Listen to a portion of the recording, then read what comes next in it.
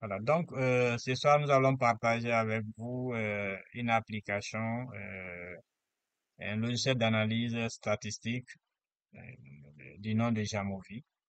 Donc, le plan de la présentation est le suivant. Nous allons présenter brièvement Jamovi et l'installation. On suppose que chacun a déjà installé sur son ordinateur le logiciel. Ensuite, nous allons présenter quelques manipulations avec des manipulations de données avec le logiciel Jamovi. Nous allons voir également comment on peut importer des données voilà, de d'autres sources, notamment Excel ou CSV dans Jamovi et faire quelques analyses descriptives et la visualisation des données avec Jamovi. Alors, Jamovi, qu'est-ce que c'est Jamovi? Jamovi, c'est un logiciel libre, un logiciel open source. Ça veut dire que ça n'appartient pas, le code source n'appartient pas à quelqu'un. Donc, n'importe qui peut prendre et télécharger d'abord s'en servir sans paiement.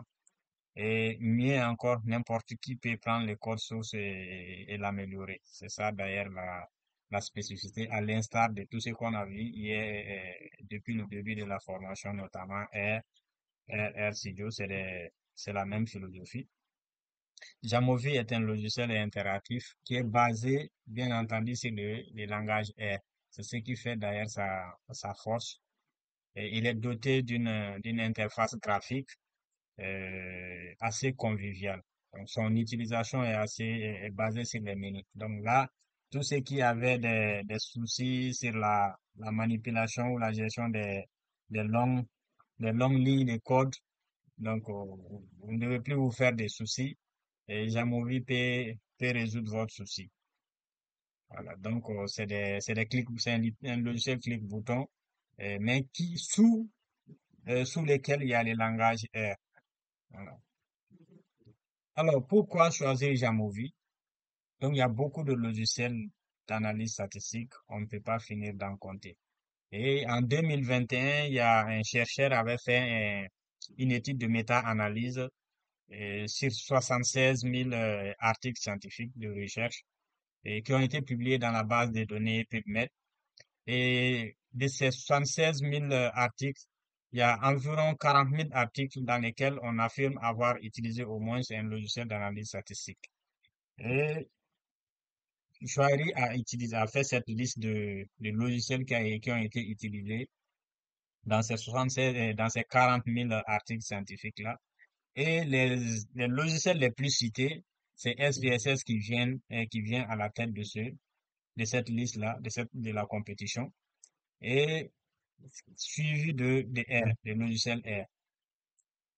Donc on peut dire que c'est les deux principaux sur le marché. Alors, donc, quand on prend SPSS, c'est un logiciel doté d'interface graphique. Il est facilement manipulable, et relativement bien, voilà, facile à manipuler, mais commercial. La licence coûte excessivement cher. Nous sommes dans ceux qui me suivent sur LinkedIn, j'avais partagé il y a un mois de cela une liste de logiciels d'analyse statistique open source qui contiennent voilà, des lignes de code ou sans lignes de code. Voilà. Donc, SPSS, c'est commercial, ça coûte cher. Ce n'est pas donné à tout le monde, notamment nous, les pauvres doctorants de pouvoir s'acheter le code source. Les gens s'achètent les gens se débrouillent avec les cracks. Ça, c'est pas très éthique dans l'éthique de la recherche. Quand on n'a pas le moyen de s'acheter un logiciel propriétaire, il faut vraiment développer les compétences au niveau des logiciels open source. Bon. Et le deuxième logiciel dans le peloton, c'est R. Donc R, c'est gratuit, et tout comme Jamovi d'ailleurs. Mais sauf que R est exclusivement basé sur les lignes de commande. Même s'il y a voilà, d'autres alternatives, notamment les interfaces graphiques là, qui permettent de s'en sortir mieux. Mais R est à la base, voilà, est fondamental, mais à la base est basé sur les lignes de commande. Donc, entre un logiciel clic-bouton, voilà, qui est payant, et entre un logiciel gratuit open source, mais qui nécessite une connaissance minimum de programmation. Donc, et l'initiative est venue pour créer Jamovi. Non seulement Jamovi, il est open source, c'est un logiciel clic-bouton, mais mieux encore, c'est le langage R qui est dessous. Donc je pense que ça peut faire notre affaire. Alors, l'installation est assez facile. On a partagé les liens de plusieurs pour le télécharger. Et quand on se rend sur le site de Jamovi, on peut télécharger facilement euh, et installer. C'est juste de faire suivant. OK? Donc, et également, une fois qu'on se rend sur le site de Jamovi, il y a d'abord une possibilité de travailler en cloud. Et ça, c'est la première option qui est à gauche. Donc, il y a une possibilité de pouvoir travailler sans pour autant installer les logiciels sur votre ordinateur. Vous pouvez travailler en ligne, moyennant la création d'un compte gratuit avec soit votre compte Gmail ou autre adresse. Vous pouvez créer un compte gratuitement et vous pouvez travailler euh, en ligne sans pour autant installer. Et l'avantage est que même si vous n'avez pas votre ordinateur, vous partez quelque part, vous trouvez un autre ordinateur, il suffit tout simplement de vous loguer et vous trouverez tous vos projets stockés et vous pouvez continuer à travailler. Et je souligne que cet aspect également existe sur RStudio également, RStudio Cloud, on peut créer un compte et travailler en cloud sans pour autant surcharger son ordinateur ou sécuriser bien entendu ses données. Voilà. Donc la deuxième option, ça c'est la version standalone, la version sur le bureau qu'on peut télécharger et installer et travailler indépendamment de la connexion, travailler en offline. Mhm. Alors, euh, une fois sur le site, la version solide, c'est ce qui est recommandé à télécharger. La version courante, là, ça c'est par défaut, il vous propose la dernière version, qui ne sont pas généralement stables. Donc, ce que je conseille, c'est de télécharger la version solide qui est, ceux qui utilisent généralement QGIS. Il y a les versions intermédiaires et voilà, les versions stables et les versions non stables. Voilà. Les dernières versions sont généralement sous forme de bêta et le plus souvent, ils provoquent des bugs. Donc, je conseille de télécharger les versions solides. Voici l'interface graphique de Jamovi. Il n'est pas assez compliqué. À gauche, en haut et à gauche, vous avez la barre de menu et où vous pouvez apercevoir l'exploration dans laquelle vous avez des statistiques élémentaires et vous continuez sur la même barre, vous pouvez voir les différents tests statistiques que vous pouvez sélectionner qui partent des petits tests au ANOVA jusqu'aux régressions linéaires. Et toujours sur la barre d'en haut, il y a trois barres latérales là. Et à partir de cette barre, vous pouvez explorer bien entendu les données et importer des données ou bien charger des données qui sont sur la mémoire du logiciel. Et vous avez les variables, menu variables, qui vous permet de manipuler les différentes variables. Et menu données, ça consiste la transformation, les recodages et les calculs des données. Voilà. Et menu éditer, ça permet d'éditer hein, des fichiers. On va le voir. Donc le panneau latéral gauche là, en bas, c'est là où les données s'affichent. Et la partie, je sais pas si vous voyez mon curseur, la partie droite, ça c'est là où c'est les inputs, les analyses, les résultats des analyses apparaissent à droite. Et la croix qui apparaît en haut et à droite, cela permet d'installer des modules complémentaires, tout comme R d'ailleurs. Et là, on n'a pas besoin de saisir une ligne de code. On clique dessus et on essaie de charger. Et voilà, c'est comme ceux qui utilisent QGIS, c'est exactement comme QGIS. On clique dessus et on part chercher. des packages ou l'extension qui nous concerne. Voilà. Donc, comme je disais un peu plus haut, la barre latérale là, sous forme de trois barres là, permet d'importer des fichiers ou qui sont sur l'ordinateur ou bien des fichiers qui sont sur la mémoire du logiciel. Voilà. Vous pouvez voir également les variables, les différentes variables auxquelles vous pouvez naviguer dans les données, gérer et traiter et manipuler les données à travers le menu variable. OK, voilà. Donc, le menu analyse donne une panoplie de tests, tous les tests que nous avons vus depuis le début de cette session. Il y a toutes sortes de tests, il y a toutes sortes de tests possibles. Donc, comme je disais tantôt, il est mieux, R est incontournable aujourd'hui. Il est mieux d'apprendre R, mais avant de, quand on ne maîtrise pas d'abord R, on a besoin vraiment d'avancer dans nos travaux. Et je pense que Jamovi peut faire l'affaire. Voilà, il n'y a pas de test statistique aujourd'hui que Jamovi ne peut pas faire.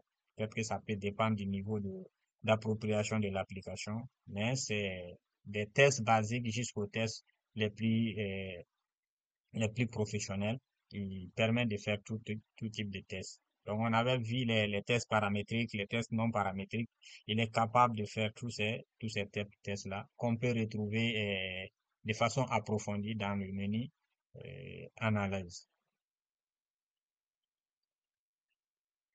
Voilà. Donc, il est possible également d'ajouter des modules complémentaires et voilà, des modules complémentaires qui permettent de faire des graphiques assez esthétiques, tout comme qui est basé bien, ces modules-là est basé bien entendu sur le paquet ggplot 2 de R, donc qui permet de sortir vraiment des inputs, des visualisations assez percutantes.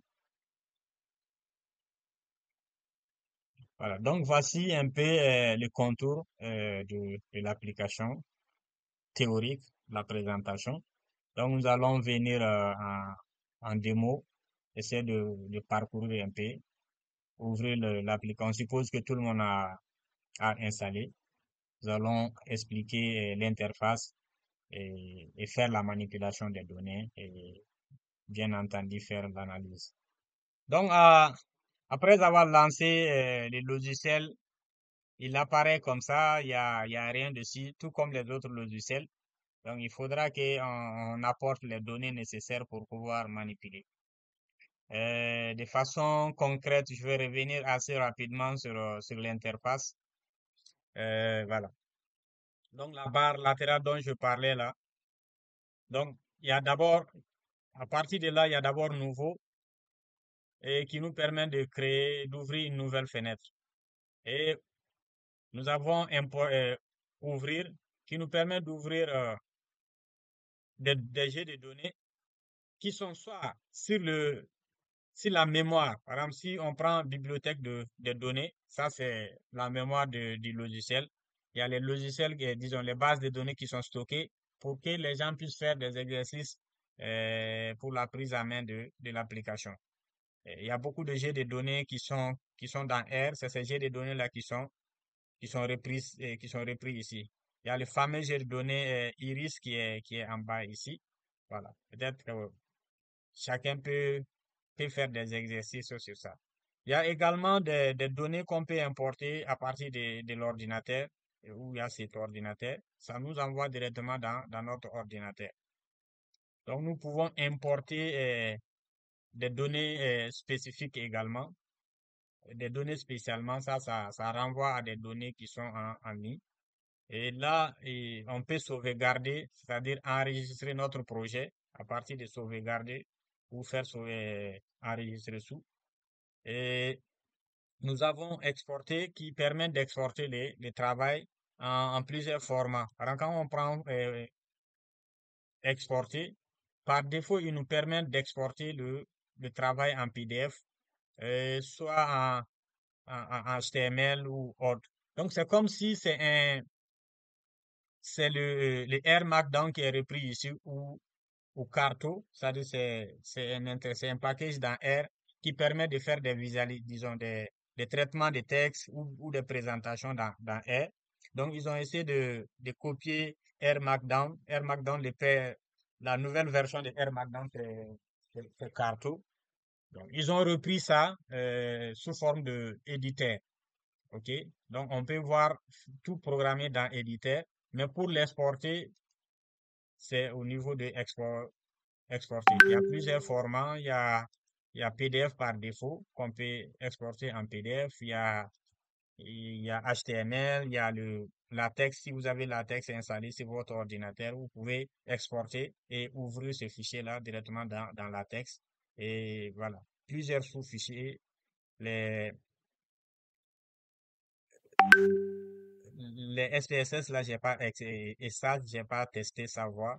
Mais que ça soit PDF ou HTML, voilà. Ou Jamovi Module, j'ai testé savoir.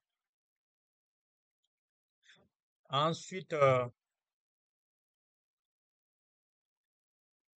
vous avez Exploration dans lequel vous pouvez apercevoir les statistiques descriptives, les, les nuages de points, autrement dit les scatter plots, d'autres graphiques, notamment les diagrammes de Pareto que vous pouvez apercevoir à partir de là.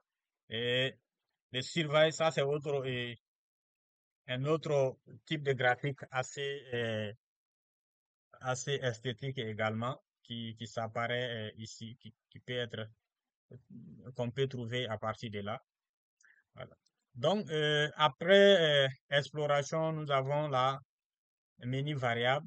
Donc, puisque nous n'avons rien créé comme variable d'abord, nous n'avons que les colonnes A, B et C qui sont visibles ici. Une fois que vous cochez une variable, vous pouvez soit effacer ou supprimer.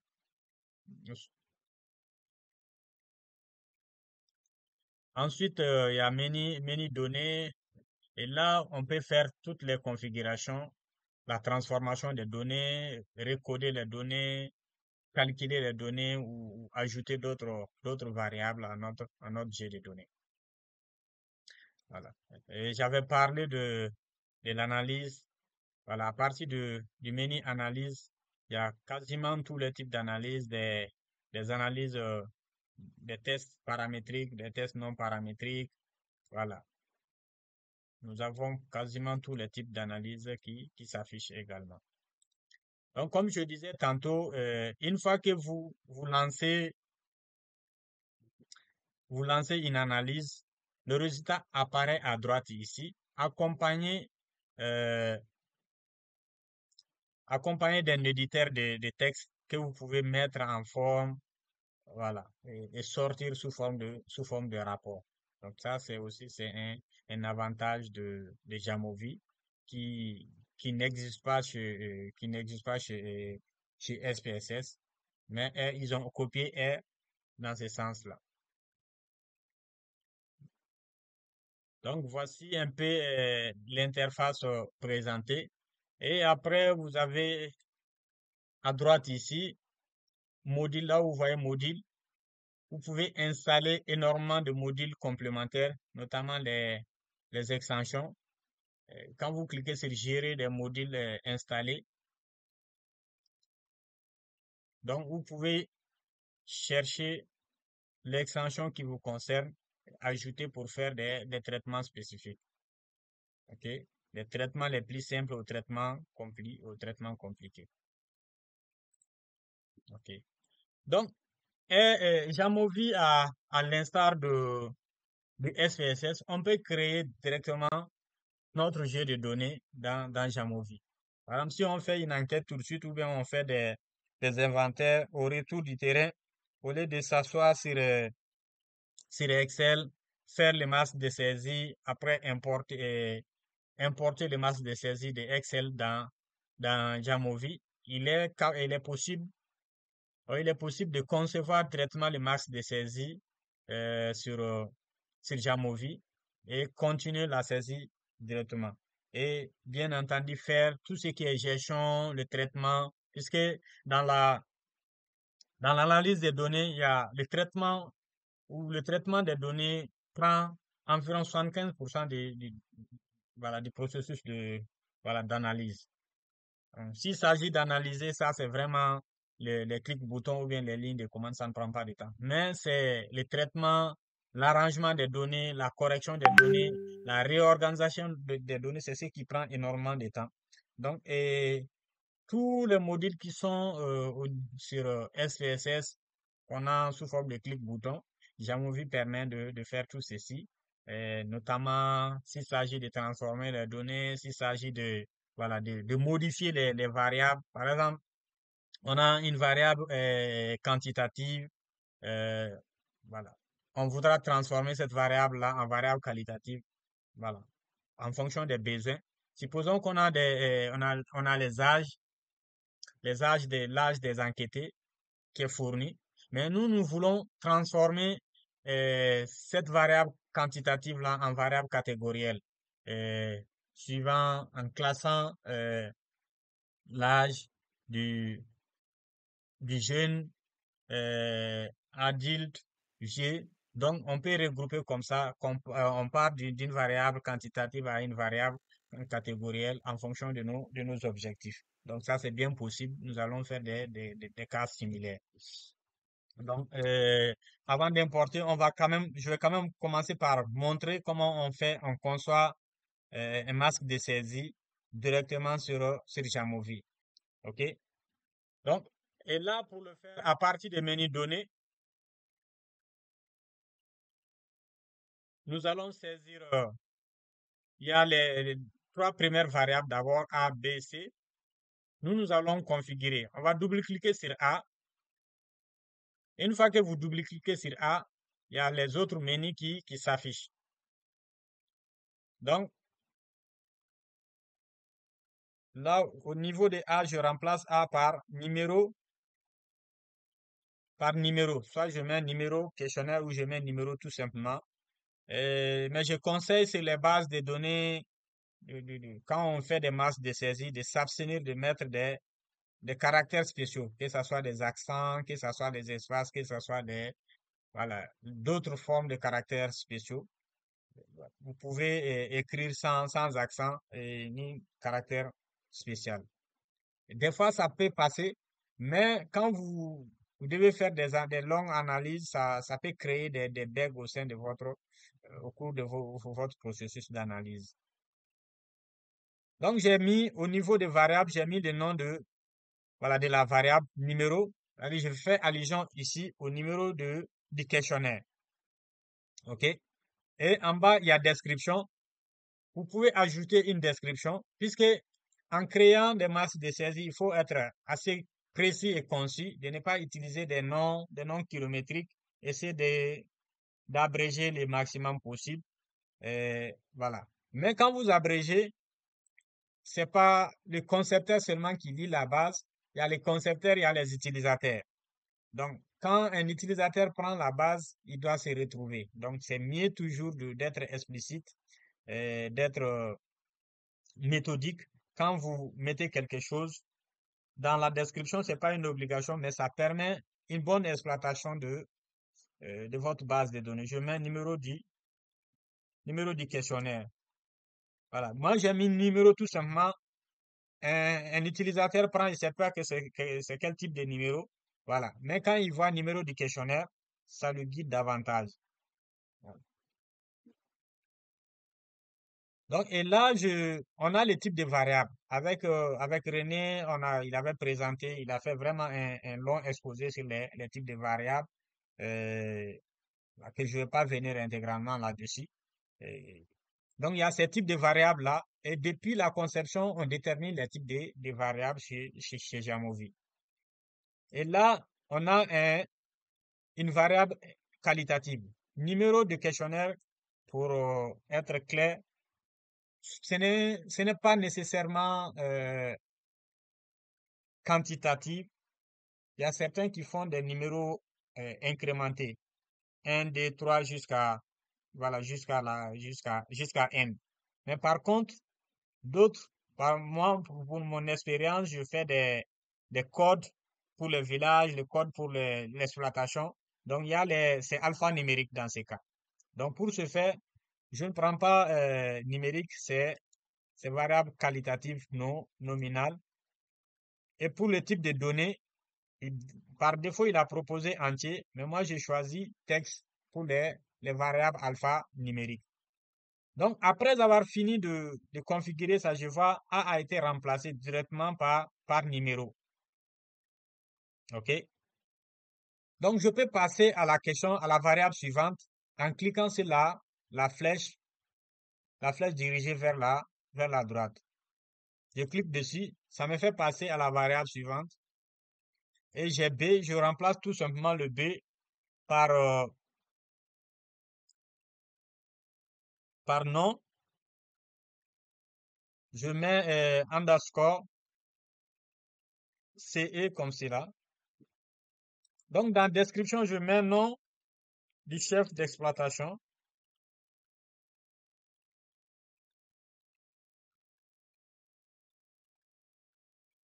Voilà. Donc, nom du chef d'exploitation, comme type de variable, comme type de mesure, c'est une variable qualitative nominale. J'ai choisi nominal. Comme type de données, puisque c'est des noms, je dois saisir des noms, c'est naturellement le type texte. Je finis, je clique toujours sur la flèche pour continuer. Après le nom, je vais mettre village par exemple. OK? Si je vais, s'il y a une description à apporter, j'ajoute la description. Et si c'est assez clair, j'ai pas besoin de me fatiguer pour ajouter des descriptions. Donc, village également, c'est une variable qualitative nominale. Et le type, c'est toujours le type texte. Donc, et là, depuis ici, je peux déterminer les modalités à partir de là. Mais Jamovi, il peut récupérer ça par défaut. OK. Par exemple, je peux définir les modalités ici. Je peux mettre, par exemple, Nassau.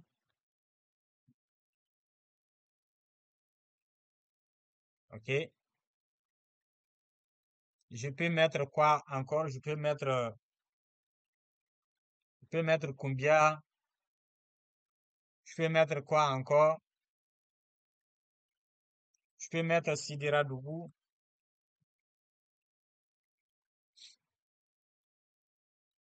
Voilà. Donc, ça, c'est des modalités que je vais associer à ma table village ici. Et si je vais, je peux faire classer, faire passer, voilà, avec des flèches que je vois. OK? Ensuite, je crée une nouvelle variable avec la flèche toujours. Donc, par défaut, il me propose trois variables A, B, C que je viens de transformer. Donc, après avoir transformé ces trois variables-là, il me propose euh, une nouvelle visualisation. Donc là, la première, c'est une nouvelle variable. Ça c'est au cas où je vais ajouter une nouvelle variable. La seconde, ça, c'est si je vais calculer, c'est-à-dire recalculer une variable existante pour créer une autre variable. C'est-à-dire, j'ai, comment dirais-je, trois espèces, le diamètre de trois espèces, par exemple. Je vais calculer la moyenne de ces trois espèces-là. Donc, je peux créer une variable moyenne des espèces, voilà, des trois types d'espèces que voilà. Ensuite, la nouvelle transformation, je peux transformer une variable tout de suite. Je disais tantôt, j'ai l'âge, par exemple. Je voudrais transformer l'âge en vieux, jeune, jeune, adulte et vieux. Ça, c'est une transformation sur la base d'une variable existante. Donc, pour notre cas, on va créer une nouvelle variable. Donc, je clique sur ça. Il me propose donc, flèche,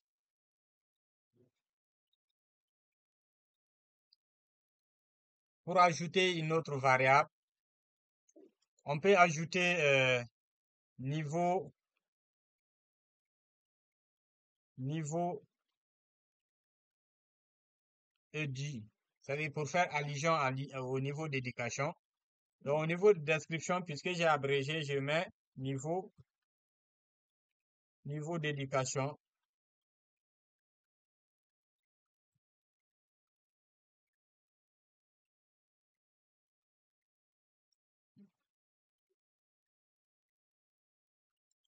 OK? Donc là, également, c'est une variable nominale. Je choisis, c'est toujours texte, ainsi de suite. Et là, on peut calculer autant de variables. Je vais mettre juste un truc pour profiter. Je mets date de naissance, par exemple. Et ça va me servir de faire juste un petit calcul avant de continuer. Date, naissance, OK. Je mets, par exemple, entité, je prends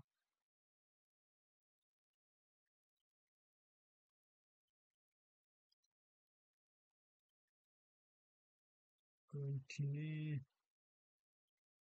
OK, voilà. Donc, quand je finis de mettre toutes les variables, je clique tout simplement sur la flèche dirigée vers le haut pour fermer ce menu-là. Donc, je peux commencer à saisir directement dans ma base de données.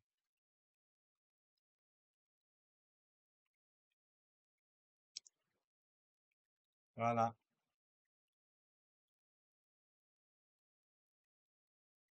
Village, je mets.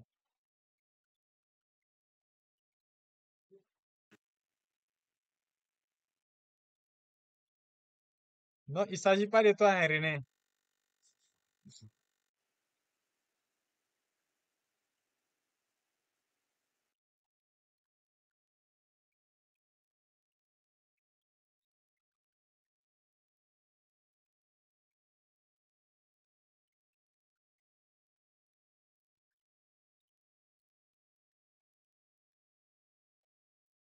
Oui, allô? Allô? Oui, On te suit bien. vous me suivez. Donc, j'ai juste, j'ai fini de créer de montrer comment on fait les masques de saisie là. Si on a autant de variables sur notre questionnaire ou bien sur notre fiche, fiche de relevé, donc on saisit, on fait les masques de saisie comme ça et après on fait la saisie. Mais pour ceux qui utilisent autre source pour collecter des données sans les papiers, par exemple ceux qui font Kobo, donc forcément ils doivent pouvoir importer, ils n'ont pas besoin de passer ils n'ont pas besoin de passer par là. Ils peuvent juste revoir les noms des variables, mais ils n'ont pas besoin de passer par là, obligatoirement. Donc, ceux qui sont toujours sur les feuilles, c'est une manière de les montrer comment on conçoit les masques de saisie directement à partir de déjà, déjà Movie. Voilà. Donc, et ici, je vais profiter juste montrer, par exemple, si on a l'âge, l'année de naissance, par exemple, à partir de là, on peut faire un calcul. Automatiquement, il va prendre en compte, il va calculer l'âge automatiquement. Donc, pour le faire, je supprime cela, âge là, delete,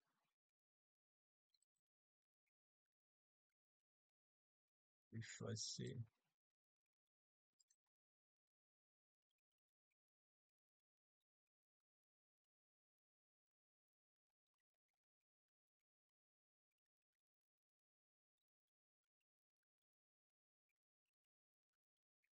Voilà. Donc, je vais calculer une nouvelle variable. J'ai pas besoin d'ajouter le nom de la variable directement. À partir du menu données, par exemple, je clique sur calculer. Donc là, il me donne la colonne F. Je mets le nom de la variable. Je peux mettre âge. Je mets pour être précis. Dans la description, je mets âge en, en an. Comme cela. Donc, en bas, vous avez la barre de formule. OK? Au niveau de la barre de formule, il suffit tout simplement de cliquer sur les FDX. Quand vous cliquez sur les FDX, à gauche, vous avez les opérations ou les fonctions mathématiques. Pour cela, on n'a pas besoin d'ajouter une nouvelle donnée. On va cliquer sur calculer. Une fois qu'on clique sur calculer, automatiquement, il ajoute une nouvelle variable. Par défaut, lui, il nomme la variable f, mais nous, on va nommer cette variable-là. On va mettre âge. Dans la description, on peut dire âge en an pour ne pas faire la confusion. OK? Donc là, on a besoin d'ajouter la formule à cela. Et en bas, vous avez une barre de formule. Là où vous voyez FDX, vous cliquez dessus. Après avoir cliqué sur FDX, vous allez voir des opérations mathématiques à gauche ou des fonctions que vous pouvez faire tous les types de calculs. À droite, vous avez des variables qui ont été calculées. OK? Donc, maintenant, nous, on doit faire d'abord soustraire l'année de naissance à l'année actuelle. On est en 2024, on prend 2024, moins, on peut taper moins sur le clavier, bien entendu. Et on choisit à droite ici, dans la liste des variables, l'année de naissance, date de naissance. On double-clique sur date de naissance. Par défaut, directement, il choisit date de naissance. Quand on fait entrer, il va calculer l'âge. OK? Et toujours dans la barre, dans la variable âge et date de naissance, quand on renseigne cela seulement, il va renseigner automatiquement l'âge. Supposons qu'on met 1985, vous allez voir, il calcule au fur et à mesure. Voilà. Une fois qu'on on travaille dessus, il est bien qu'on enregistre au fur et à mesure notre projet. Donc, avant de fermer, il suffit de venir, de cliquer sur la barre latérale là et ensuite cliquer sur sauvegarder. Et à partir de parcourir, vous choisissez le chemin d'accès, là où vous voulez stocker, voilà, votre base de données. Moi, je le mettrai sur le bureau dans les dossiers de formation. Voilà, je choisis les dossiers et je mets EXO 1. Voilà. Et Jamovi, il a une extension, le type de fichier OMV, donc qui peut être ouvert que par Jamovi. D'autres logiciels ne peuvent pas ouvrir ça.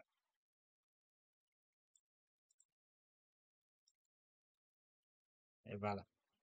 Donc, quand j'ai enregistré ce projet, c'est que je vais importer la base de données que j'ai envoyée là. Donc, pour ce faire, on n'a pas besoin de fermer et recliquer. On va toujours cliquer sur la barre latérale là, à gauche, puis cliquer sur Nouveau. Donc, quand on clique sur Nouveau, automatiquement, il ouvre une nouvelle fenêtre. OK? On clique encore sur la barre là, puis cliquer sur Ouvrir.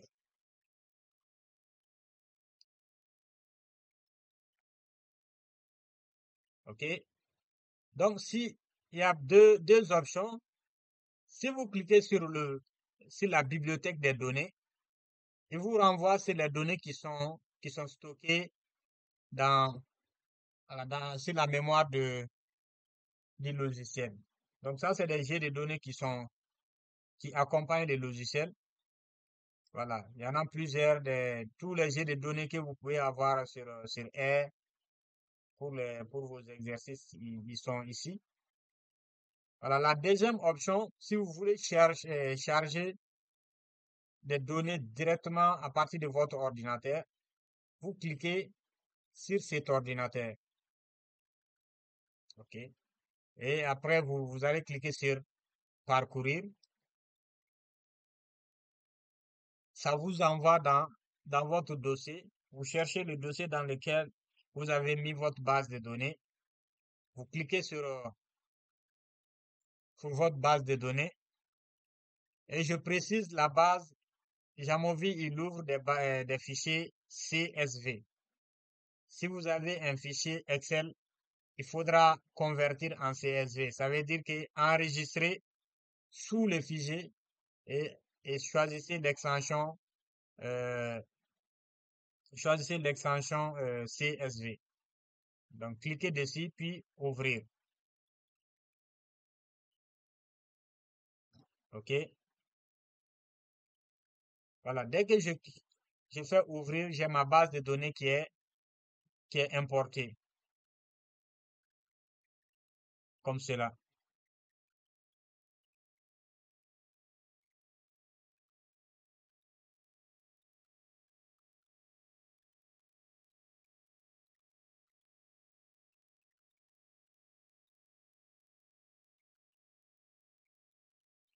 Voilà. Le principe, c'est que on a une variable. Nous voulons changer, transformer la variable. Par exemple, on a une variable tout de suite qualitative ou bien une variable quantitative que nous voulons recoder et transformer pour avoir une variable qualitative ou vice-versa. OK?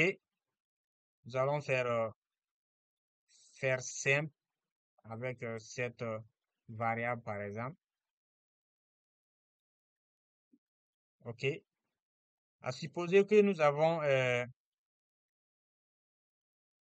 une variable comme cela, âge, on va partir sur âge. Nous avons âge, j'ai toujours pris l'exemple sur âge. Nous voulons catégoriser, l'âge c'est une variable quantitative. Nous voulons transformer cette variable quantitative-là à une variable qualitative, c'est-à-dire catégorielle. Nous voulons classifier, voilà, notre base de données en catégories, c'est-à-dire des jeunes, des adultes ou les vieux. C'est juste un exemple, hein. Mais généralement, quand on fait ce genre de trucs, voilà, la classification doit être fondée sur une base théorique. Voilà, moi je dis comme cela. Mais c'est juste un exemple. J'ai l'âge ici. Je voudrais qu'il y ait une variable quantitative, mais je voudrais transformer cette variable quantitative-là en variable qualitative à l'aide voilà, des critères bien définis. OK? Donc, pour ce faire, après avoir sélectionné la variable âge, je vais cliquer sur transformer variable. Par défaut, il va nommer la variable âge D. Je peux garder cela ou je vais mettre âge tiré du 8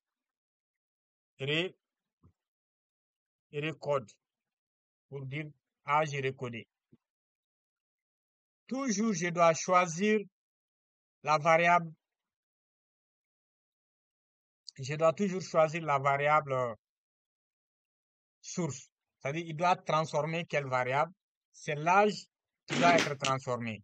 Donc, je dois spécifier l'âge au niveau de variable source. OK? Si je devais transformer, par exemple, le sexe, j'allais prendre Voilà, j'allais prendre sexe, mais c'est l'âge que je vais transformer. Au niveau de utiliser la transformation, je vais choisir créer une nouvelle transformation. J'avais tenté de faire une transformation. Si je voulais revenir sur ça, j'allais faire éditer. Mais je vais créer une nouvelle transformation.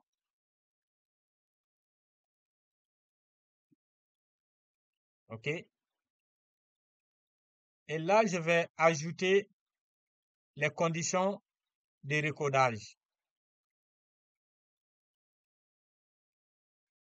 Toujours au niveau de la barre de formule, la FDX là, vous allez voir d'abord les formules. Il y a inférieur ou égal qui est un peu grisé. Quand vous cliquez dessus, il va afficher les autres opérations.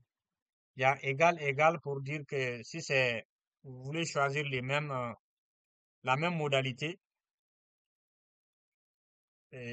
ou bien il y a point d'exclamation égal, ça c'est différent d'eux, ainsi de suite. Par exemple, l'exercice qu'on va faire, on va prendre si l'âge est inférieur ou égal à 20 ans, ou inférieur ou égal à 18 ans, on va dire c'est jeune. OK? On va prendre l'opérateur inférieur ou égal, c'est sélectionné. Et utiliser, au niveau de utiliser, on va mettre jeune. Et puisqu'on doit saisir, c'est un caractère, jeune doit être entre cotes. Avec le code là, c'est au niveau sur le clavier, c'est sur 4, c'est sur la touche 4. Donc, on doit prendre le code là, c'est la touche 4 au début et on saisit jeune.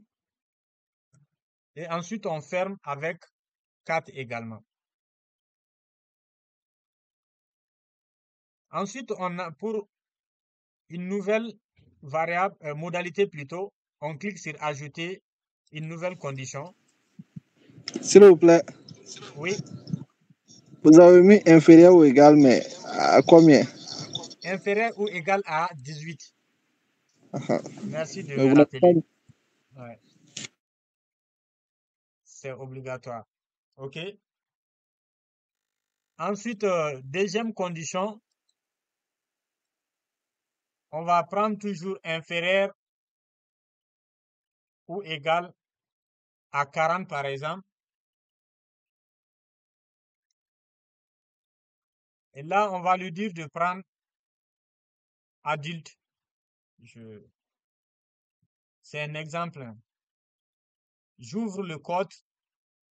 Après avoir saisi adulte, je ferme le code sur la touche 4. Ensuite, j'ajoute une nouvelle condition de recodage. Voilà, je vais juste prendre trois modalités, hein.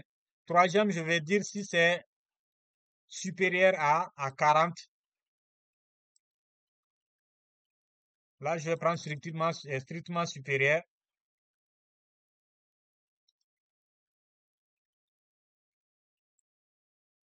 Je prends adulte et disons code, j'ouvre le code, je mets personne ou je mets vieux. Donc, quand je mets cela, je finis de faire les recodages, je fais juste entrer. Voilà. Qu'est-ce qui n'a pas marché? La formule est mal définie. Mais je le connais.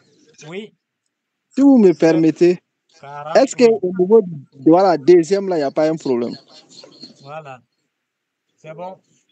Vous Puisqu'on n'avez pas avait inférieur à 18 et on a oui. encore inférieur ou égal à 40. Oh.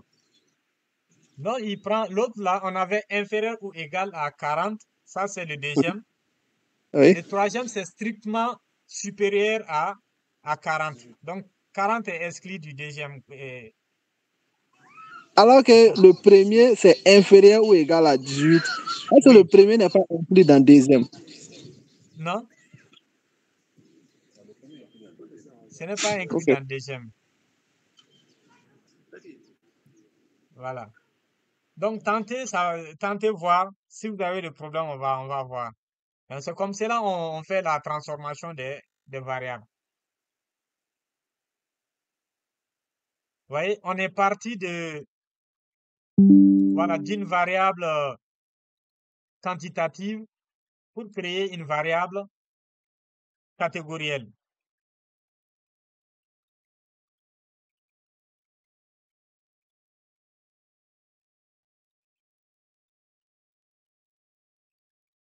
OK?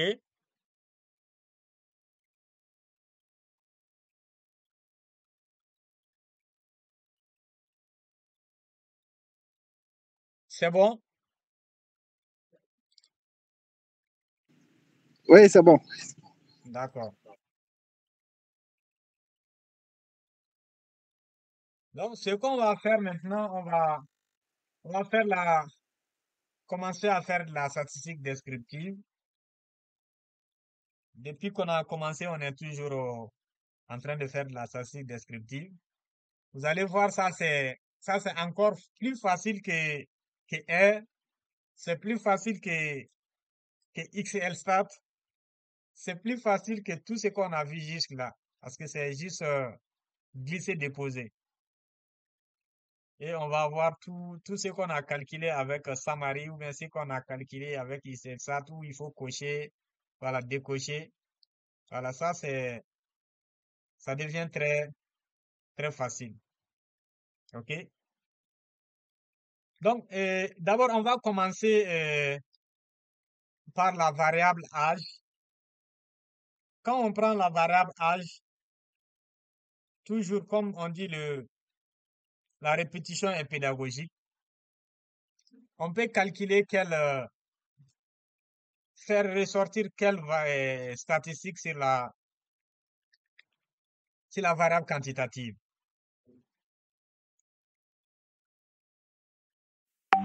C'est relativement facile que les autres logiciels. Donc, pour faire la statistique descriptive, il suffit tout simplement de venir dans Exploration. À partir de Analyse d'abord, vous cliquez sur Exploration, puis la première ligne, Statistique descriptive. Après avoir sélectionné Statistique descriptive, il y a une feuille vierge qui apparaît, où il y a tous ces paramètres-là qui affichent. Mais pour le moment, il n'y a pas de valeur, il n'y a aucune valeur qui s'affiche. Donc, ce qu'on va faire, il y a trois cadrans. Nous avons un premier cadran à gauche dans lequel s'affichent les variables. Un deuxième cadran en haut et à droite, ça c'est les variables qui seront calculées. OK? Et on peut faire croiser deux variables, c'est-à-dire des traits croisés. Donc, les deux variables qu'on voudra croiser, voilà, on met le deuxième en bas, séparé par. Donc, nous, on veut calculer, c'est-à-dire les statistiques descriptives. On prend sur l'âge. On clique sur l'âge. Avec la flèche dirigée vers la droite là, on fait glisser la variable âge sous variable. Et automatiquement, il renseigne l'ensemble des données qui sont là. Nous avons d'abord n qui représente la taille de l'échantillon, le nombre voilà, de valeurs. Et ensuite, nous avons les données manquantes. Au niveau de l'âge, nous avons deux données manquantes. Ça veut dire que deux personnes n'ont pas renseigné leur âge.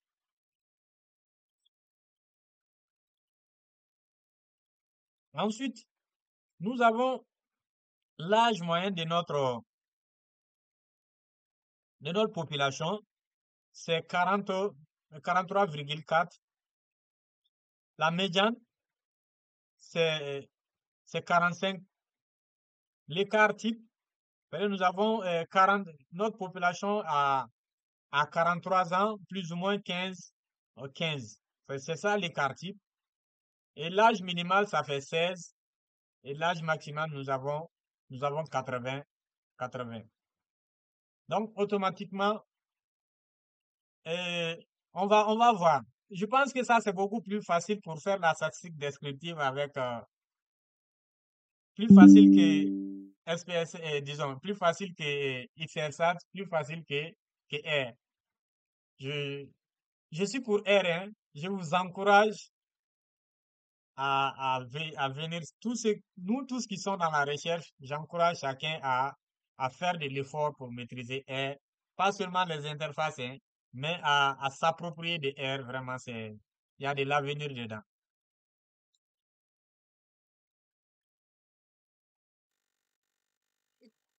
On verra ça après, ok?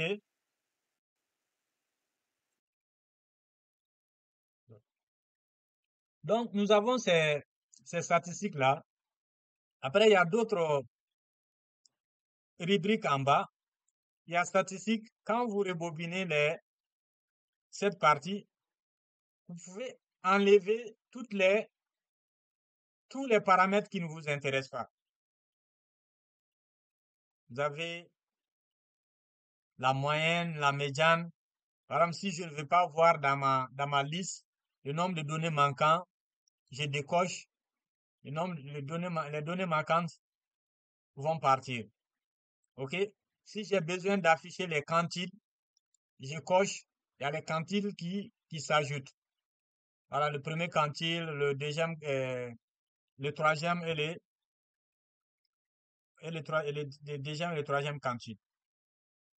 OK? Et si j'ai besoin de voir les coefficients d'asymétrie, je coche tout simplement le coefficient d'asymétrie apparaît.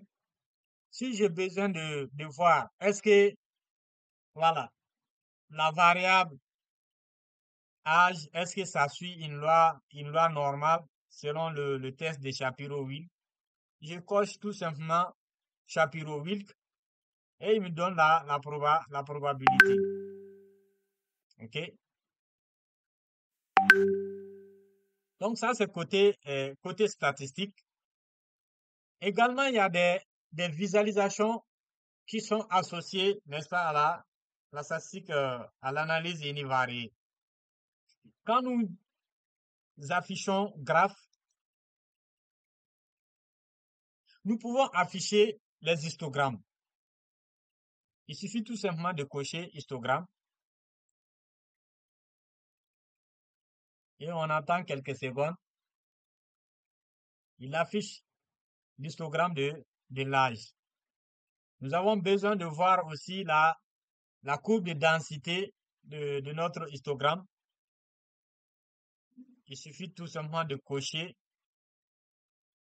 la courbe de densité. Est-ce que c'est une courbe gaussienne? Est-ce que voilà, ça suit une loi normale? OK?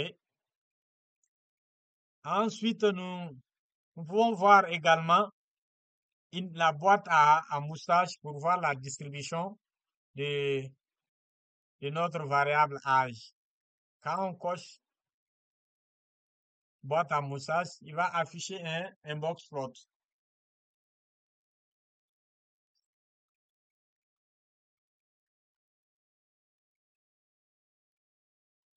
Donc, il s'affiche comme cela assez rapidement.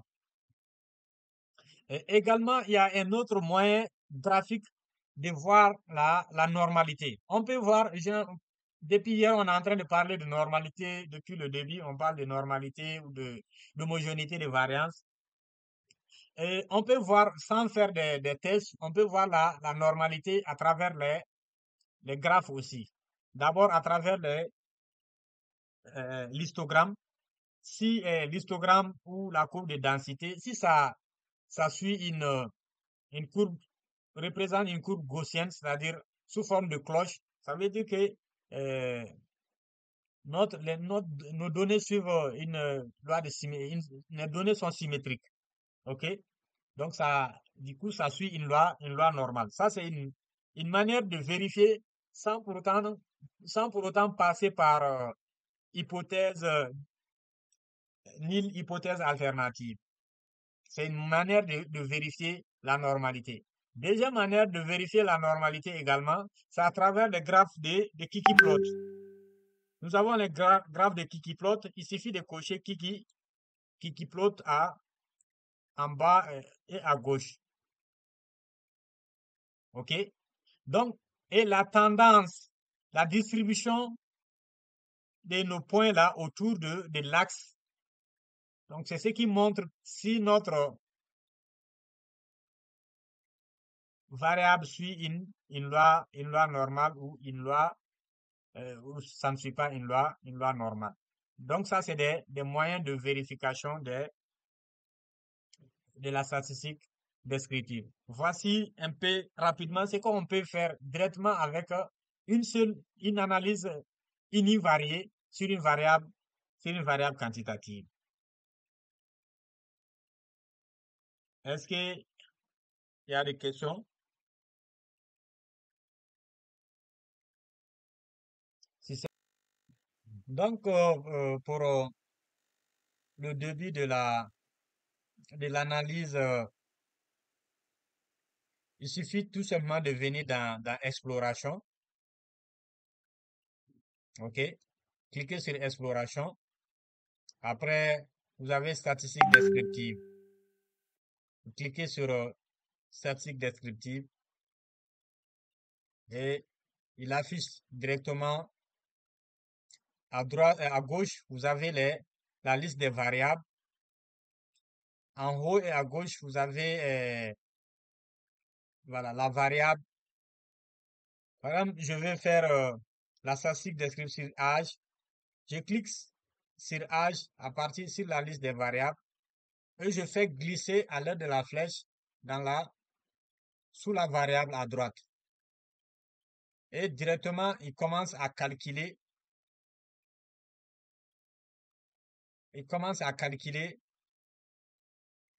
voilà, l'ensemble des paramètres. OK? Donc, N, ça, c'est le nombre de données valides et manquants, voilà. Ça, c'est le nombre de données manquants, il y a la moyenne, tout et tout. Donc, en bas, vous avez au niveau des statistiques, il y a tous les paramètres qui sont dans la statistique ici, que vous pouvez cocher, ajouter à votre calcul. Alors, il y a certains paramètres qui ne sont pas, voilà, qui sont liés à votre objectif. Par exemple, calculer la somme de l'âge, ça ne veut rien dire, par exemple. Voilà, ça n'a pas de sens. Euh, si vous avez un objectif pour vérifier, voilà, la distribution de votre, de vos données, vous pouvez vous amuser à afficher les quantiles, à calculer les quantiles, par exemple. Il va calculer le premier quantile, deuxième quantile, troisième quantile, comme ça, ainsi de suite. Vous pouvez afficher les variances, euh, les tendances, vous pouvez afficher les coefficients d'asymétrie, ainsi de suite. Et mieux encore, il y a, vous pouvez afficher la, comment dirais-je, l'erreur standard, l'intervalle de confiance. Ça dépend de votre objectif ici. C'est pour cela le premier cours là, c'est assez important, puisque la statistique, il ne s'agit pas de ce qui va sortir, mais l'interprétation que vous apportez de ce qui sort. Donc, avant de faire quoi que cela, il faut avoir une idée du type d'analyse que je voudrais faire. Quand vous connaissez en amont le type d'analyse que vous voulez faire, ça vous aide beaucoup dans l'interprétation ou dans l'explication de ce qui sort de vos données. OK? Donc, et également, il est capable d'afficher les valeurs de des tests de Shapiro avant d'aller faire une test, comment dire, une analyse de variance ou bien un test de Soudain. Donc, quand vous voyez directement, vous pouvez voir si vous pouvez faire une analyse des variances ou bien un test de student. Donc, côté graphe également, vous voyez les histogrammes, les courbes de densité. Et tout cela, c'est des données des paramètres qui vous montrent, voilà, les tendances de vos données, la distribution de vos données. OK? Donc, on a affiché tout ceci, des histogrammes aux courbes de densité, aux boîtes à moustache. OK? La barre, le diagramme en barre, là, ça, c'est beaucoup plus adapté voilà, pour les variables qualitatives. OK? Même si vous cochez, voilà, ça ne donne pas euh, une information claire. Il va afficher comme cela. Donc, ça n'a pas un grand sens, une grande importance pour les variables pour les variables quantitatives. Agnès, c'est bon? C'est bon, merci bien. Je vous en prie. Donc, ça, c'était une variable quantitative. On peut faire également les statistiques descriptives sur la variable qualitative également. Voir la tendance sur une variable qualitative. Par exemple, on va commencer par faire voir les tendances sur la variable sexe. OK? On va cliquer à nouveau sur exploration. Là, je vais préciser, quand vous cliquez, vous avez votre rapport ici, à droite. C'est ces rapports, vous pouvez faire des mises en forme, ajouter des commentaires. OK? Voilà. Vous pouvez ajouter des commentaires, faire des mises en forme sur ces commentaires-là que vous pouvez exporter plus tard. Mais si vous enlevez ce type d'analyse, par exemple, moi, j'ai fait l'analyse sur l'âge. Si j'enlève tout de suite, il va enlever voilà, cette analyse-là de mon rapport. Donc, pour continuer, garder tout l'historique de mes analyses, je vais toujours cliquer sur exploration pour ajouter une nouvelle analyse. Donc, exploration, statistique descriptive. Cette fois-ci, je vais ajouter la variable sexe, par exemple. OK? Vous voyez, il n'y a que deux chiffres qui apparaissent ici. Nous avons M, ça fait 120. Nous avons manquant, ça fait 0. Et les autres, il n'y a pas 0, il n'y a rien. Qui peut me dire le pourquoi?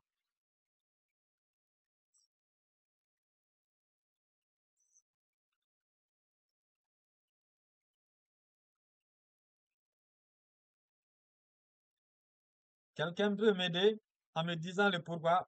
Pourquoi avec la variable sexe,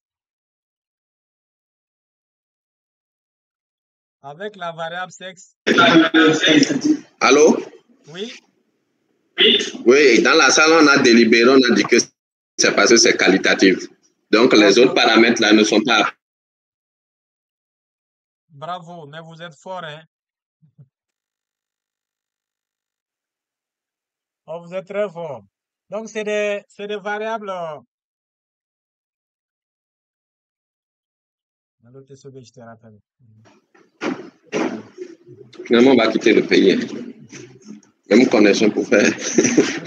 Donc, c'est des variables qualitatives.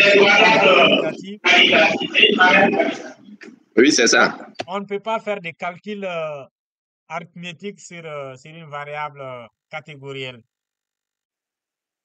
Mais ce qu'on peut, il y a certains paramètres qu'on peut calculer, par exemple, voilà, tel que le mode, on peut enlever tout ceci là qui ne nous intéresse pas, moyenne. On décoche, ils partent. Par exemple, on peut calculer le mode, pardon, la médiane plutôt.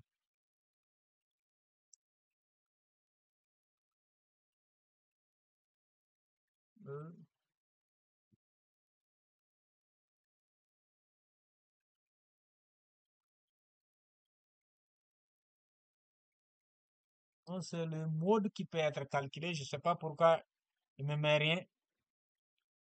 OK. Hop, c'est pas grave. Donc, à droite, vous avez tableau de fréquence. Quand je coche le tableau de fréquence, il va tout de suite m'afficher un tableau de fréquence sur lequel je peux voir la quantité qui est l'effectif, OK, par modalité et la fréquence par modalité. Ensuite, il ajoute la fréquence cumulée à ces tableaux. OK? Et ces tableaux, je peux garder sur mon rapport ou je peux copier et aller coller directement en faisant clic droit sur le tableau. Je peux copier et aller coller sur une feuille Word. Et l'avantage est que quand on colle sur Word, ça vient avec tous les mises en forme. Voilà. Il garde votre mise en forme avec un tableau bien stylé. Voilà. Donc ça, c'est, si vous n'avez pas besoin de garder les rapports là, vous copiez tout simplement votre sortie du tableau de fréquence pour venir coller directement sur votre rapport. Si vous n'avez pas besoin de la fréquence cumulée, vous pouvez supprimer cette colonne-là, tout simplement. Voilà. Par exemple, vous ajoutez la fréquence cumulée, votre directeur peut dire que bon, je ne veux pas voir la fréquence cumulée, voilà, il faut enlever. Il suffit tout simplement de cliquer sur la partie fréquence cumulée et supprimer et faire supprimer la colonne.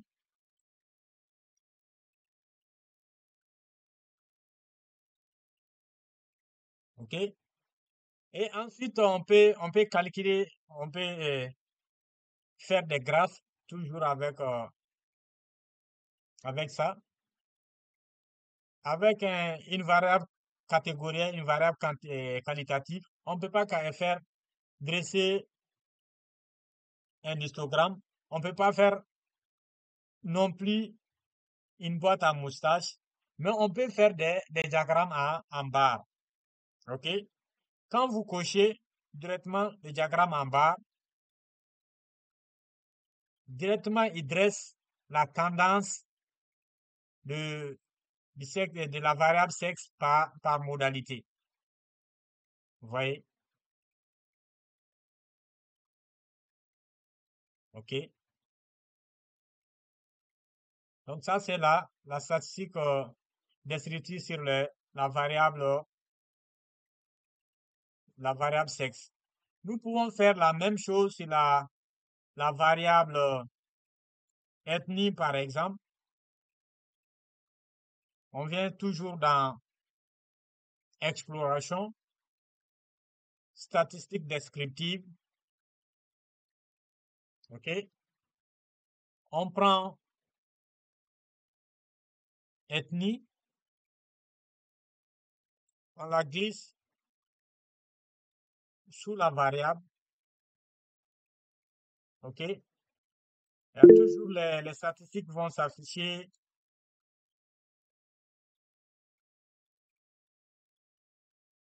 Oui, Sérémé.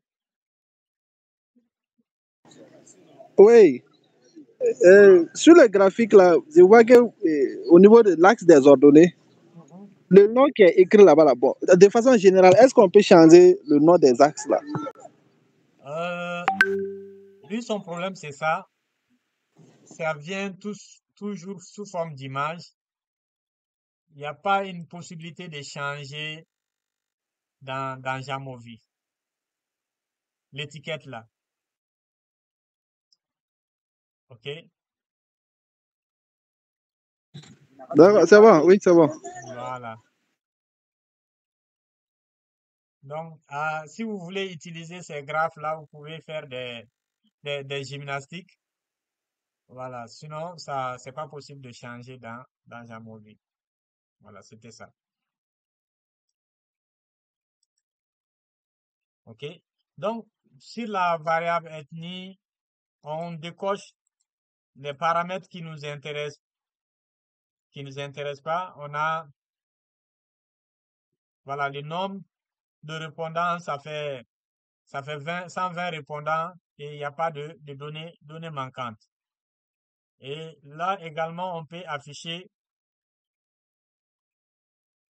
un diagramme en bas pour voir également la tendance de nos données. Et on voit que ces graphes-là sont, voilà, sont assez basiques, qui sont pas aussi jolis que ça. Nous allons voir après, un module complémentaire, ajouter un module complémentaire qui va nous permettre de faire des graphes assez jolis plus que ces graphes-là. OK? Donc, on peut également faire les, les graphes comme on est avec la visualisation des données. Par exemple, on peut comparer, par exemple, deux variables quantitatives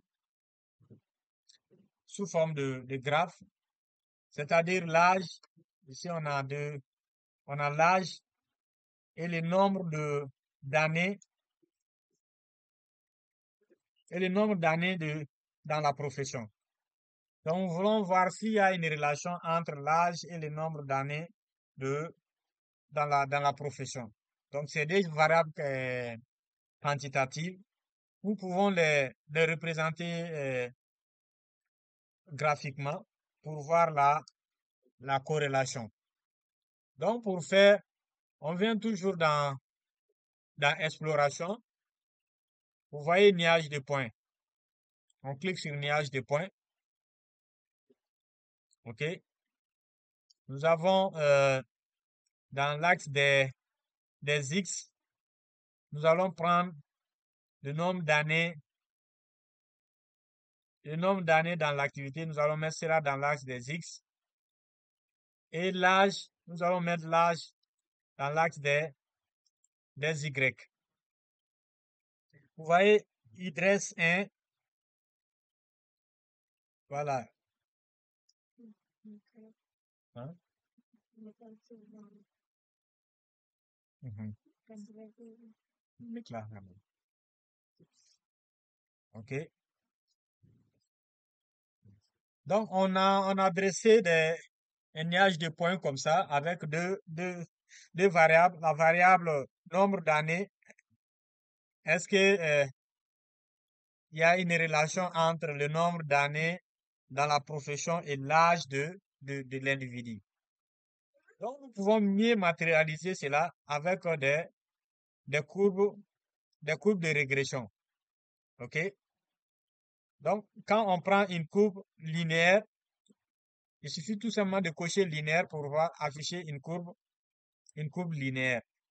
Donc, vous voyez vous-même la distribution des des différents points autour de l'axe de la courbe linéaire.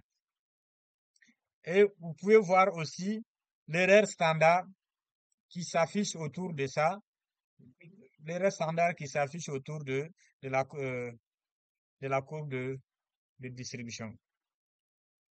OK? Voilà. Et vous avez la densité et la boîte à moussage. Malheureusement, moi, je n'ai jamais utilisé ceci là. Je sais pas comment qu'est-ce que ça sert réellement ou ce que ça apporte. Voilà. Et la boîte à moussage autour de ceci. Malheureusement, je n'ai jamais pratiqué et utilisé en pratique ces modalités-là. OK? Donc, ça, c'est un graphe qui pourrait faire ressortir la corrélation ou voir la relation entre des variables des variables quantitatives. OK? Nous pouvons voir également la relation la, entre deux variables qualitatives. Toujours partant de notre base de données, nous voulons voir également la distribution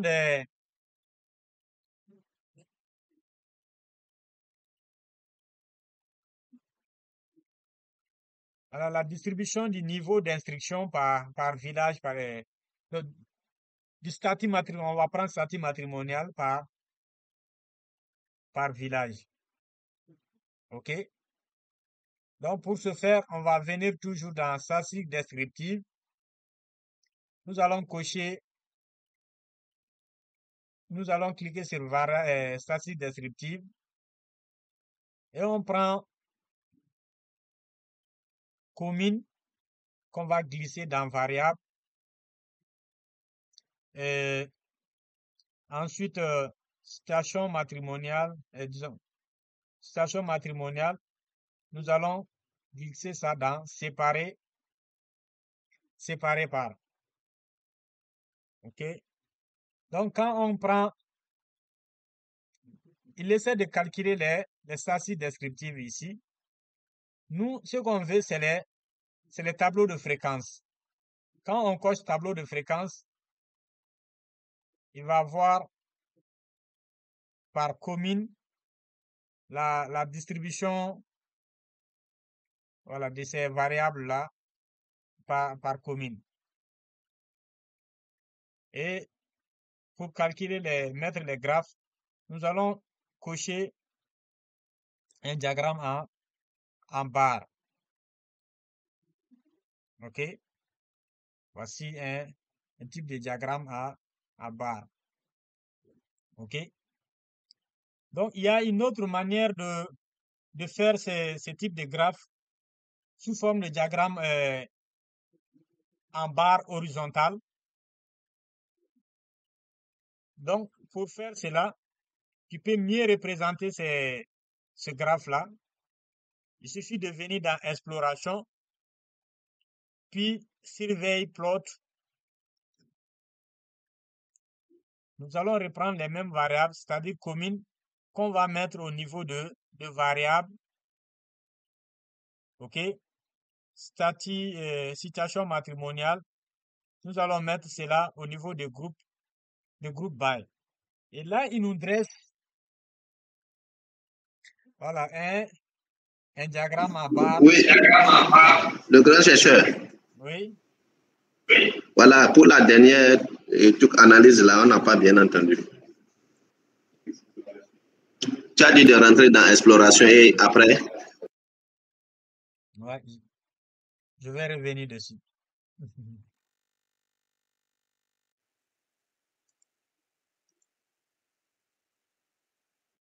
Pour comment on appelle, Survey Plot là.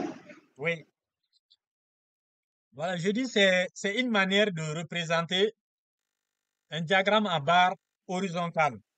OK? Donc, pour ce faire, vous venez dans Exploration et puis vous cliquez sur Surveille Plot. OK? Et là, vous allez on va afficher les mêmes variables. C'est-à-dire, la première variable, la commune, on va mettre cela au niveau des variables. La deuxième, ça c'est situation matrimoniale qu'on va afficher au niveau de grouping variable. OK? Donc, il affiche un diagramme à barre horizontale où nous avons les villages et les différentes modalités par village. La croix en haut et à droite, là, vous cliquez dessus. c'est comme, c'est exactement comme R. Il faut avoir la connexion pour télécharger ces packages-là ou ces extensions-là. OK? Quand vous cliquez sur module, vous allez, vous allez cliquer sur gérer les modules. Vous allez cliquer sur bibliothèque de Jamovi. À partir du module bibliothèque de Jamovi, la bibliothèque s'affiche il y a une barre de recherche tout en haut. Vous cliquez d'abord et vous saisissez au niveau de la barre de recherche Flex, comme vous l'entendez, FlexPlot.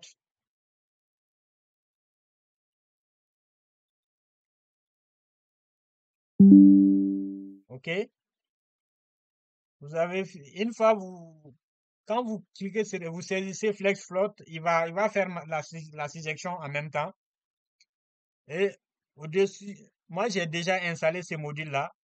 Là où vous voyez installer à ce niveau, vous pouvez cliquer dessus pour télécharger pour installer.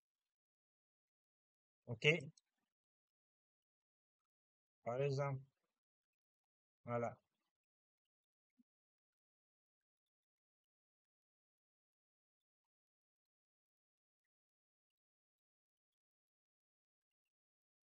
C'est bon. Donc, quand vous saisissez dans la barre de recherche FlexPlot, il va faire la sélection. En bas de l'extension, vous allez voir installer. Vous cliquez sur installer, il va installer, ça ne prend pas du temps.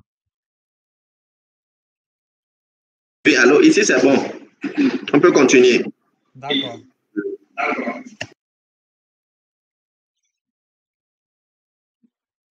Donc, quand vous finissez d'installer, vous cliquez juste sur la flèche pour fermer. OK?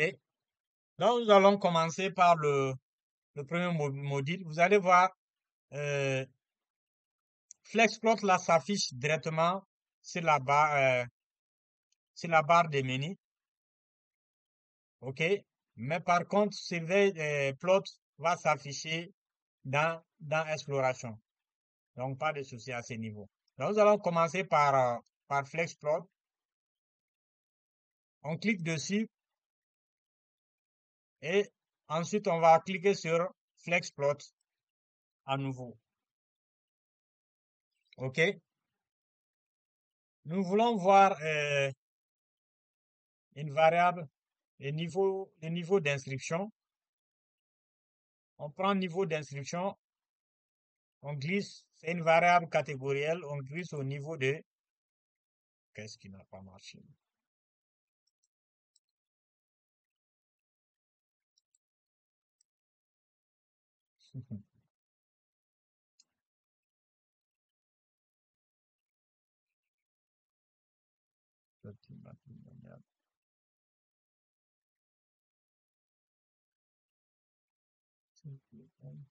Situation matrimoniale.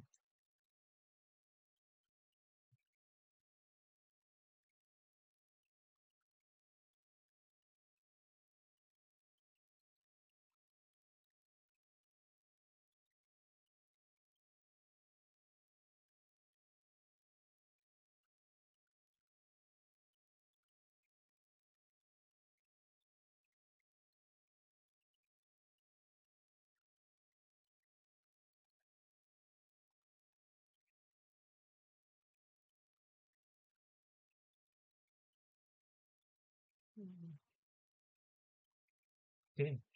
Je ne sais pas pourquoi j'ai pas d'explication. Après, je vais voir ça. Il y a des variables qui s'affichent pas.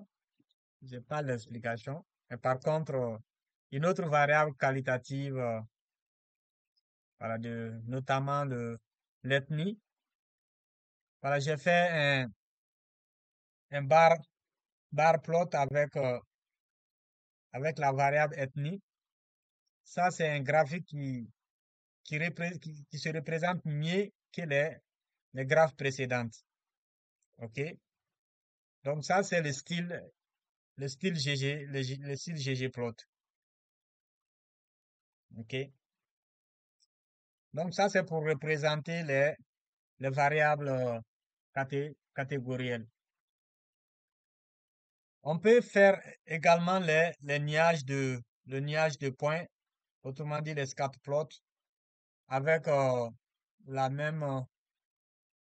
même outil, flexplot. Quand on clique sur flexplot, le niage de points qu'on avait fait par avant là, sur les deux variables là, le nombre d'années, voilà, le nombre d'années dans la profession et l'âge. On va reprendre la même chose en y ajoutant d'autres paramètres. Donc, à partir de flexplot, je clique en bas sur flexplot.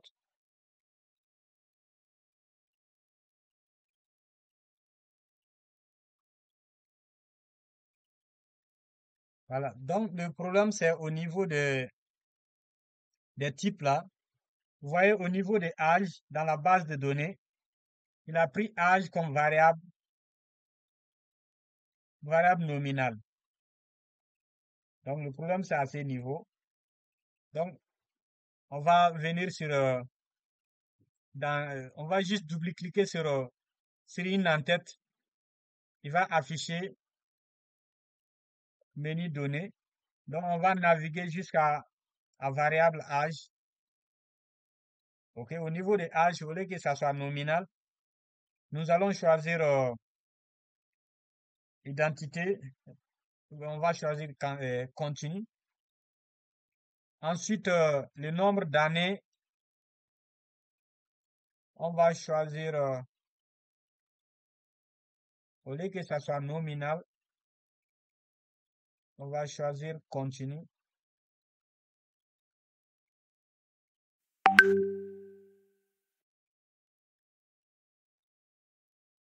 Voilà. Donc, avec l'âge, dès que je glisse là, je transforme l'âge. Par défaut, il avait pris l'âge comme une variable euh, qualitative nominale par défaut. Donc, j'ai fait une transformation. Au lieu que ça soit une variable qualitative, j'ai transformé en variable quantitative dans les types de données. Donc, dès que je glisse l'âge, la première des choses, il va faire un histogramme. Donc, vous voyez, cet histogramme-là, c'est mieux, c'est plus joli que le précédent qu'on avait réalisé par défaut. Voici. Ça a la même tendance, OK?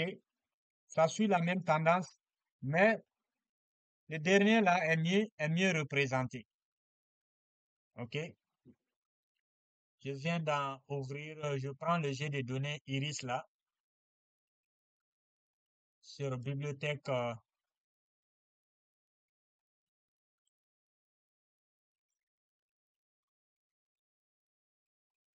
je prends celui-là, je prends Flexplot, je vais voir cette, comme je ne vois pas l'erreur, longueur sépale, largeur sépale, voilà. OK? Donc, voilà, c'est ce genre de graphe que je voudrais afficher. Qu'on fait généralement les facettes grises que René avait fait avec Esquisse hier. Donc, c'est faisable avec Jamovi également. Nous avons des variables quantitatives. Nous voulons voir la relation entre les deux variables quantitatives, mais aussi affichées voilà, par modalité. Ça, c'est un jeu de données sur les fleurs. Voilà. J'ai essayé de comparer la longueur, voilà, la longueur des sépales et la largeur des sépales. et essaie de prendre par espèce, il y a 3 espèces de fleurs, et il le représente par chaque fleur. Donc, j'ai toujours un petit souci avec mon jet de données là.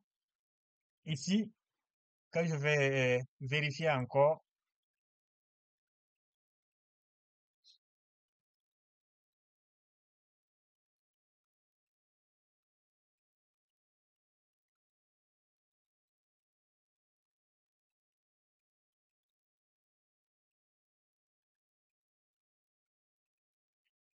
tiens, merde, non, non, non, non, non, non.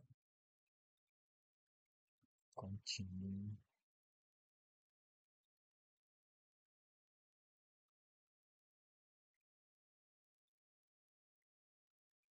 Colonne non définie.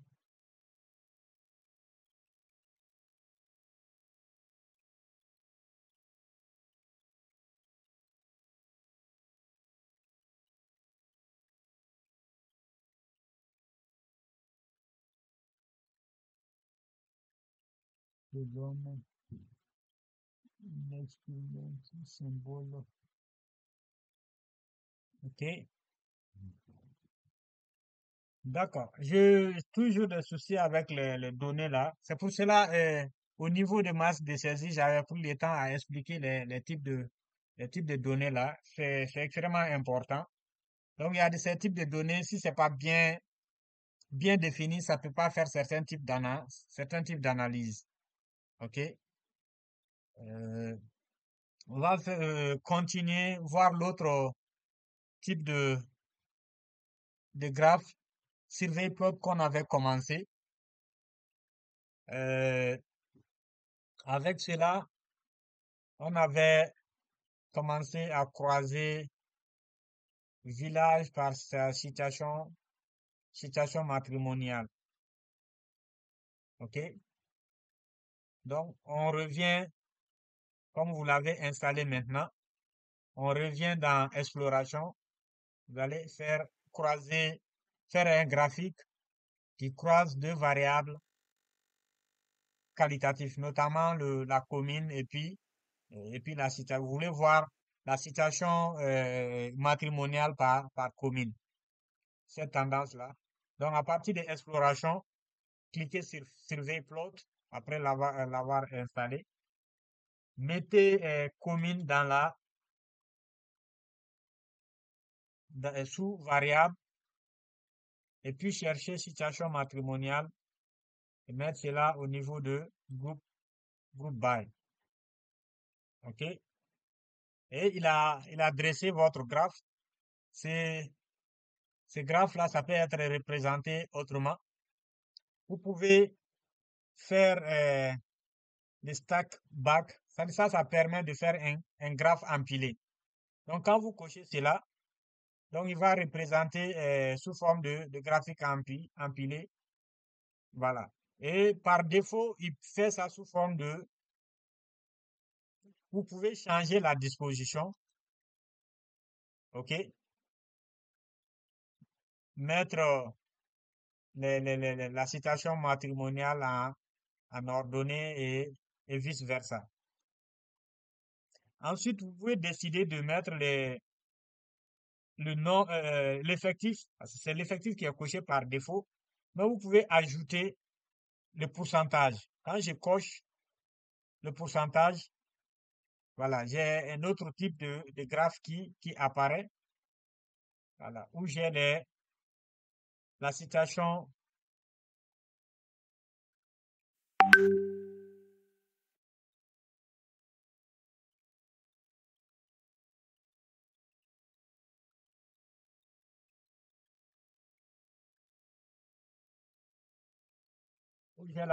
matrimoniale voilà, par circonscription.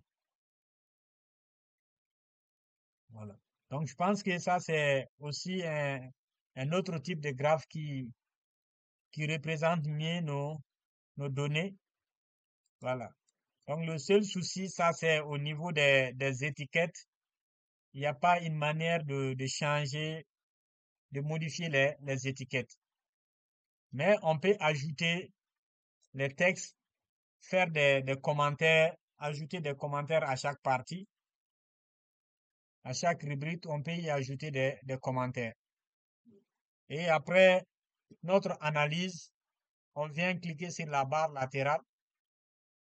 On fait, on clique sur exporter. Par défaut, si vous voulez, par défaut, il vous propose PDF. Si vous voulez exporter en PDF, vous cochez. Mais si vous êtes intéressé par les HTML, vous cochez la page web HTML. Ça vous exporte une page HTML. Je vais exporter en PDF, par exemple. Je choisis l'emplacement en cliquant sur parcourir. OK? Et voilà, je donne un nom, je prends analyse Jamovi. OK? Et je fais enregistrer.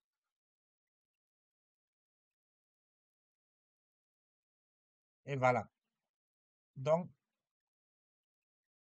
mon rapport a été enregistré sous format PDF.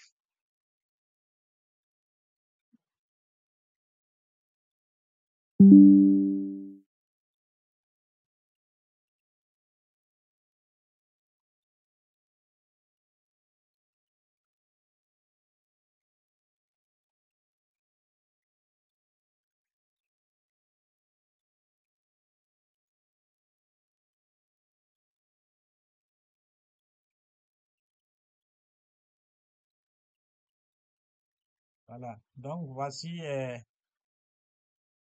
le rapport qu'on vient de rédiger. Si on avait ajouté des commentaires, il allait venir avec les commentaires et les mises en forme qu'on y apporte. Voilà.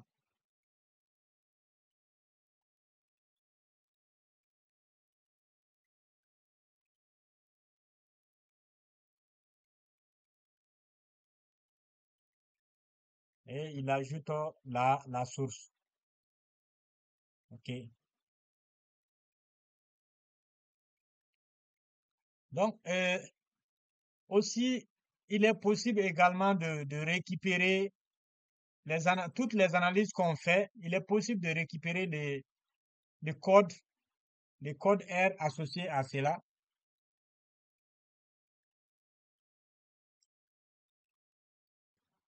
Voilà. Donc, au-delà de tout ça, on a fait les statistiques descriptives et les graphes, mais toutes les autres analyses, les analyses inférentielles, comme vous pouvez voir, il peut faire toutes les analyses comme vous voulez.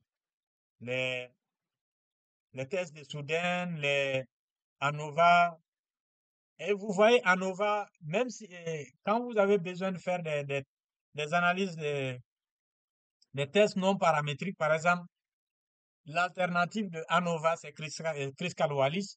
Et si vous voulez faire ça, il faut cliquer sur ANOVA et ces tests-là est associé dans, dans ANOVA. OK? Vous voyez Criscal Wallis qui est associé à ANOVA ici. Voilà. Donc, pour les tests de Soudain aussi, il y a les tests indépendants, les tests appareillés, voilà, que vous pouvez associer, explorer. Aujourd'hui, nous n'allons pas voir cela. Je vais partager les ressources. Vous pouvez approfondir cela. En quelques clics, vous avez vos tests statistiques. Et voilà. Quel que soit le type de variable ou le type de test, en fonction de vos données, je vais mettre d'autres ressources qui vont vous permettre d'approfondir et faire tous vos types d'analyse avec cela. Donc, je vais m'arrêter ici aujourd'hui. Voilà. S'il y a des questions, voilà, et je suis à vous.